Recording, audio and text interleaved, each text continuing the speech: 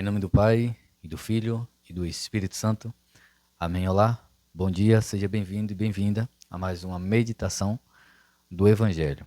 Hoje nós vamos meditar o Evangelho de Mateus, capítulo 5, versículos do 20 ao 26. Mateus 5, do 20 ao 26. Com efeito, eu vos digo, se vossa justiça não superar dos escribas e dos fariseus, não entrareis no reino dos céus. Ouvistes o que foi dito aos antigos: não cometerás homicídio. Quem cometeu homicídio será réu no julgamento.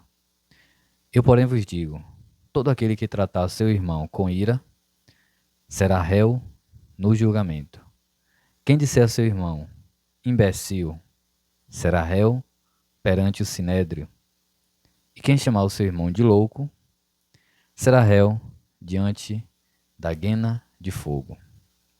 Se, portanto, os levares a tua oferenda ao altar, te lembrares de que teu irmão tem algo contra ti, deixa a tua oferenda lá diante do altar, vai primeiro reconciliar-te com teu irmão e então volta para apresentar a tua oferenda. Entra em acordo com o teu adversário enquanto estás com ele a caminho, senão ele te entregará ao juiz, o juiz ao guarda, e tu serás lançado na prisão. Em verdade te digo, dali não sairás,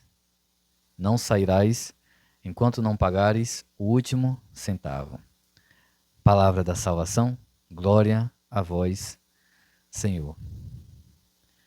Acho que se torna até uma repetição, a gente está falando aqui, todos os dias a mesma coisa. Convertei-vos e crede no Evangelho. Mas o que é conversão? O que é a proposta da conversão que a palavra de Deus vem trazer para nós todos os dias? Como já disse aqui, desde a quarta-feira de cinza até um pouco antes, até o dia de hoje, por exemplo.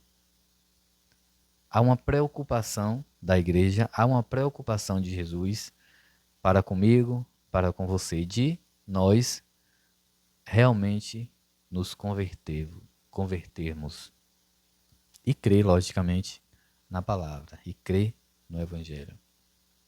Mas esse Evangelho de hoje, ele traz uma mensagem muito especial. Primeiro, que ele nos faz entender que nós somos pecadores, que nós somos fracos e que nós somos sujeitos ao pecado.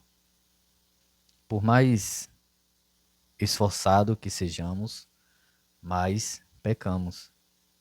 É como se diz, a pessoa mais santa que existia aqui entre nós é tão pecador quanto aquela pessoa menos santa. Mas Jesus ele vem trazer um ensinamento muito interessante no dia de hoje. É como se diz, não adianta eu levar uma oferenda, levar uma oferta para Deus e para a igreja e chegar lá e estar bem, no sentido de que estou aqui para adorar o Senhor. Estou aqui para ofertar ao Senhor o meu tempo, aquilo que para mim é importante. Mas se estiver brigado com seu irmão, por isso Jesus diz, antes de levar a oferta ao Senhor, primeiro vá, reconcilia com teu irmão e depois sim poderás apresentar a oferta ao Senhor. Agora sim, eu gosto de traduzir a mensagem do Evangelho muito para os dias de hoje e ser o mais sincero, logicamente, mas o mais perto de você possível, né? Sem muitos arrodeios, sem muita coisa teológicas, bonitas, mas a mensagem do Evangelho de modo que você consiga compreender, que você consiga entender. E resumindo, eu posso dizer, né? Dentro da igreja há muitos fariseus e escribas ainda nos dias de hoje, que por fora estão limpos, mas por dentro estão sujos. A diferença é, os fariseus da época se acostumaram tanto com aquela sujeira, se acostumaram tanto com aquele jeito de ser que não quis mudar.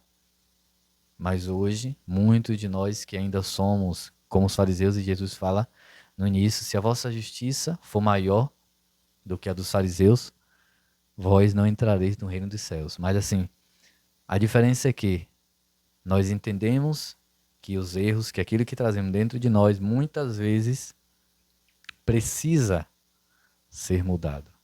E aí, por muitas vezes, a gente busca melhorar. Por isso que Jesus fala, vá primeiro reconciliar com teu irmão. Por exemplo, o Salmo de hoje. Eu anotei até ali o refrão, só o refrão do Salmo de hoje. Que vem dizer assim, se levares em conta as nossas faltas, quem haverá de subsistir? É uma pergunta. O refrão do Salmo de hoje é uma pergunta. Se levares em conta as nossas faltas, os nossos pecados, os nossos erros, quem haverá de subsistir? Ninguém. Mas Jesus ele vem ensinar a nós, ele que é misericordioso, vem ensinar também a nós ter misericórdia para com o nosso irmão. E ser humilde. Porque não tem maior exemplo de humildade do que ele. Ou seja, temos que ter humildade, primeiramente de reconhecer que somos falhos, que somos fracos e que erramos e que pecamos, mas reconhecer também a misericórdia de Deus para conosco. Porque, como diz o refrão do Salmo, se Deus levar em conta as nossas faltas, quem haverá de subsistir? Por exemplo, na primeira leitura de hoje, do profeta Ezequiel, lá no início vem dizer, se o ímpio se arrepender de todos os pecados cometidos e guardar todas as minhas leis e praticar o direito e a justiça, viverá com certeza e não morrerá. Nenhum dos pecados que cometeu será lembrado contra ele. Se você parar para observar, olha a conexão que há entre a primeira leitura, o Salmo e o Evangelho. É sempre assim, todos os dias. Mas se você pegar e você ler a primeira leitura, a explicação do Evangelho. Se você ler o Salmo, a explicação do Evangelho. Há uma conexão fora do comum. Ou seja, somos pecadores, errantes, erramos. Mas, como diz aqui, se o ímpio se arrepender de todos os seus pecados, não morrerá, mas viverá. No finalzinho, vai dizer aqui, no versículo 28, arrependendo-se de todos os seus pecados, com certeza viverá, não morrerá. Né? E por isso que a mensagem da Quaresma se baseia, se norteia nesse pedido, não, nessa ordem, nessa palavra de ordem. Arrependei-vos e crede no Evangelho. Convertei-vos e crede no Evangelho, porque conversão é arrependimento. Conversão é reconhecer que é pecador. Conversão é reconhecer que eu não posso estar diante de Deus, levando a minha oferta, apresentando ao Senhor aquilo que eu tenho de tão precioso, o ouro, o incenso, a mirra, o meu tempo, aquilo que para mim é importante, a minha maior riqueza, mas está indiferente com o meu irmão. E conversão, além de reconhecer, é buscar reconciliação. Você vê que há toda uma preparação da igreja, há toda uma preparação da Bíblia, do Evangelho, da liturgia para a grande Páscoa, para a Semana Santa. Para que quando chegarmos na Semana Santa, estejamos com nosso coração quebrantado, ao menos quebrantado, para que o Senhor possa ressuscitar em nós. Ressuscitar tudo aquilo que... Quer ver um exemplo? E aqui já finalizo. Você lembra de... Vou falar agora para adultos. Não sei se tem alguma criança, algum adolescente assistindo agora. Né? Como eu disse ontem, na live do Santo Terço, e aqui convido você para mais logo às 19 horas rezar o terço juntos comigo, com o Leonardo. Como disse ontem, como está na live, eu consigo ter acesso melhor a muita coisa. Mas aqui, no caso desse evangelho, não é ao vivo. Né? Pelo menos desse dia de hoje, não. Mas, por isso não dá para entender muito bem agora, em tempo real, quem está nos acompanhando. Mas aí eu pergunto para você que já é adulto, que já tem uma idade um pouco maior. Você lembra de quando você era criança, de quando você era adolescente e, ou melhor, pode ser até adulto, mas você lembra do dia que você se converteu. E para quem já nasceu em berço católico, sendo católico, assim como eu, porém, houve um dia da minha conversão, logicamente. Eu não nasci indo para a missa, eu não nasci entendendo aquilo. Houve um dia em que eu falei, agora eu entendi. Agora eu quero continuar, eu quero caminhar aqui. Houve o dia, sim, da minha conversão. Nunca fui de outra denominação religiosa, mas eu considero o dia da minha conversão, que inclusive agora em março fará 30 anos. Né? Mas aí, lembra do dia da sua conversão, dos primeiros dias na igreja. Como era o teu desejo? Qual era o teu desejo? Ou quando você era mais jovem, todo jovem tem uma vontade de fazer alguma coisa em prol da igreja, em prol do evangelho. Todo jovem tem, principalmente os recém-convertidos. Porque eu me lembro de quando eu era bem mais jovem, quando eu era criança, adolescente, era uma turminha de jovens ali que tinha um desejo, buscava, sabe, que tinha um objetivo, que tinha metas, que queria evangelizar. Queria evangelizar. Éramos um grupo de uns 5 ou 6 amigos, de repente um pouquinho mais, mas se for filtrar bem, daria uns 5 a 6, assim, que realmente eram comprometidos. Mas hoje, quantos estão nessa caminhada? Comigo, por exemplo, só está Leonardo. Comigo está Leonardo. Eu digo dessa época. Comigo está Leonardo. Outros, né? Por isso eu vou abrir um leque aqui um pouco maior, até para não especializar, não especificar ninguém. Eu abro um leque um pouco maior aqui para dizer outros, alguns não nem para a igreja vão, não vão para a igreja e mais se dizem católicos. Outros estão no protestantismo, né? Na religião protestante. Um exemplo eu posso dizer porque exemplo do meu irmão, né? Porque meu irmão fala. Outros estão em outras denominações até não cristãs. Mas você vai entender o que eu estou dizendo isso, por que eu estou dizendo isso. Não cristãs que eu digo outras linhas de espiritualidade, ou seja, espiritismo, né? Algumas outras coisas aí também. E de repente alguns outros que eu não tenho notícia, mas tudo isso para dizer assim, lembra daquela época que nós tínhamos um desejo muito grande, que você tinha um desejo muito grande com a sua turma aí? A Páscoa é para isso.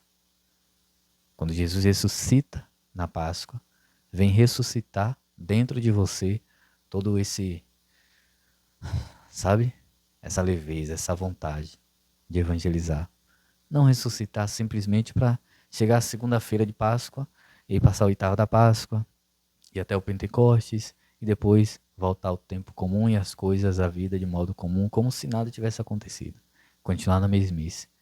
A Páscoa também é para isso, para ressuscitar dentro de nós aquele desejo de evangelizar. Afinal de contas, convertei-vos e crede no Evangelho. Afinal de contas, quando Jesus, ele poderia muito bem fazer tudo só. Não poderia? Mas ele escolheu 12. Né? Daí se fala também dos 72, mais 12 que foram ali. Tudo isso para dizer assim, para cada um ele tinha uma missão diferente. E para você ele tem uma missão diferente também. E ele, Jesus, quando convidou os 12 de modo especial, principalmente os primeiros, eu já falei sobre isso aqui. Como foi o convite de Jesus? Venha comigo, vinde após mim, ou seja, venha comigo. E eu farei de vocês pescadores de homens. Assim ele falou com Pedro e André. Meu xará André, que foi o primeiro discípulo. Venha comigo, eu farei de vós pescadores de homens. Depois ele viu João e Mateus. A mesma coisa Jesus falou, ou seja, pregai e evangelizai. Porque se fosse para ele fazer tudo sozinho, não precisaria a gente estar aqui. Eu estar aqui falando com você.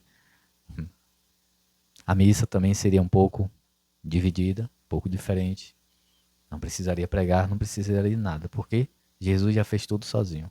Mas ele quer que nós, anunciemos esse evangelho aqui. Então, ressuscitar na Páscoa, minha gente, eu quero que você entenda, porque o evangelho de hoje fala sobre isso também, né, de conversão, de mudança de vida, de realmente fazer aquilo que é para fazer.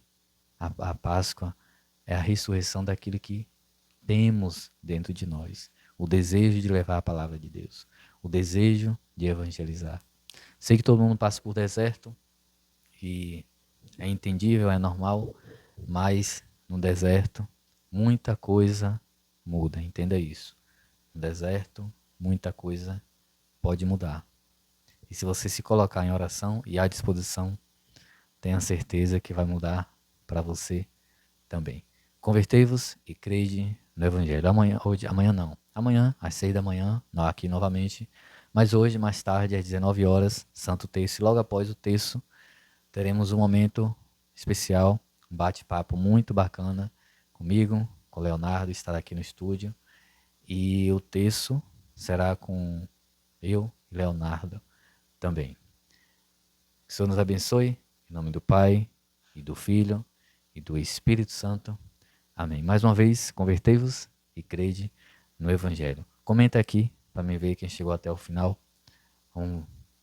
Comenta aqui, convertei-vos e crede no Evangelho. Assim eu vou saber quem chegou até o final. Até mais, até daqui a pouco.